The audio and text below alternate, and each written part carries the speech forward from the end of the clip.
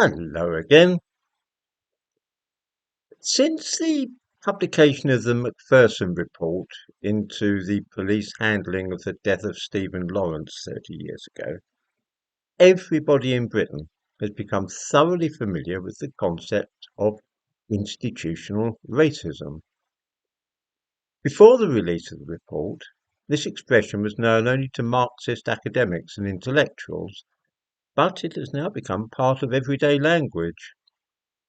Although the phrase first appeared over 40 years ago, it was in the 1990s that it was vigorously pushed by a small group of academics in the United States who had devised a sociological framework known as critical race theory, which they claimed enabled us to understand how minorities were mistreated in Britain and the United States. Among the pioneers were academics like Richard Delgado, the son of a Mexican immigrant. It is his ancestry and consequent minority status that bestows upon Delgado the supposed authority to speak on behalf of other ethnic groups, such as African Americans. Whether in deliberate opposition to the usual way in which white academics went about things, or for some other reason, a lot of critical race theory is based on altogether different methods from those generally used in the West when debating or studying ideas.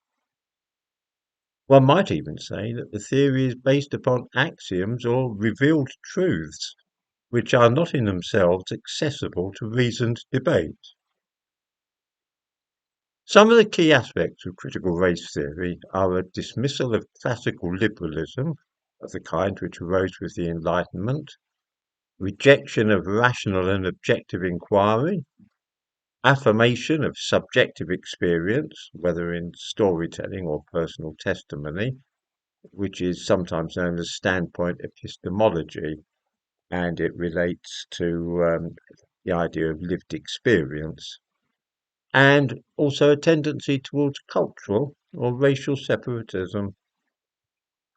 Let me examine one aspect of this theory, advanced by Delgado and now very popular, which is that systemic racism in medicine is responsible for many deaths of patients who are black or of Asian heritage.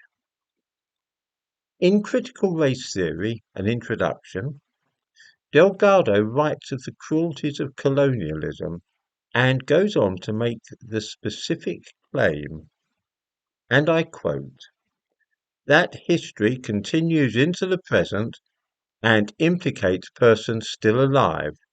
It includes infant death rates among minorities nearly double those of whites. I give a reference to this work in the description to this video. This awful accusation has recently been revived by a woman who writes for the British magazine New Scientist.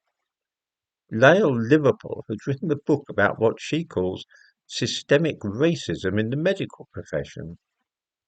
It is available on Amazon, and I give a link to the Amazon listing for the book.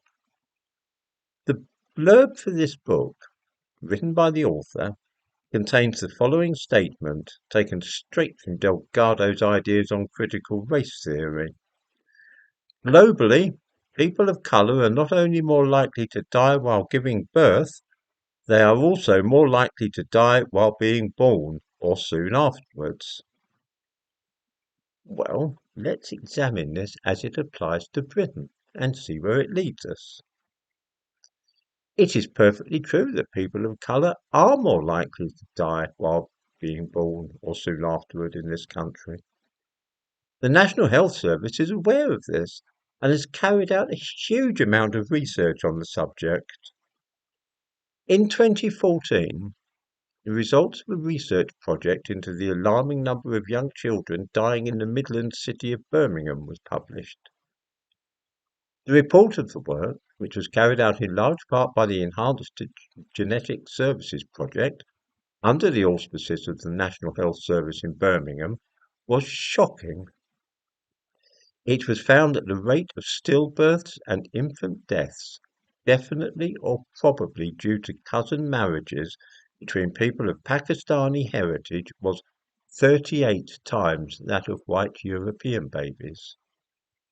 I give a reference to this study in the description to this video. Babies born to parents of Pakistani heritage in Britain are far more likely to die than those of white parents. Approximately 3% of the British population is of Pakistani heritage. That is to say, people who were either born in Pakistan or are born to parents whose families have their origin in that country. The infant mortality rate among members of this community is double that of white British babies. Shocking figure indeed. The infant mortality rate for babies of Pakistani origin born in Britain is combined with a very high number of stillbirths, in which a baby is born dead. This too is running at twice the national average. To that extent, what Delgado says is perfectly correct. Babies born to people of colour are twice as likely to die as white babies. These high death rates have the effect, that is to say, the high death rates among the Pakistani community in this country, have the effect of driving up the overall chances of babies of colour born in Britain dying prematurely compared to white babies. The cause is not systemic racism, but unwise life choices on the part of parents. Specifically, cousin marriages tend to cause problems in pregnancy, including stillbirths and high rates of infant mortality. This is not my fault as a white person, and nor is it the fault of white doctors and nurses. Critical race theory attempts to evade the personal responsibility of black people and those of Asian heritage, and instead foist onto white society the responsibility for a community in which half of all marriages are between cousins, which is bound to lead to problems. That a book published only last month is trying to promote such ideological and unscientific theories is to be deplored. There is no such thing as systemic racism or white privilege. Critical race theory is nonsense. These key aspects of critical race theory, the idea of institutional racism and white privilege, are taught at schools in this country with the intention of making white children feel guilty and ashamed about things which happened centuries before they were born, things such as the slave trade.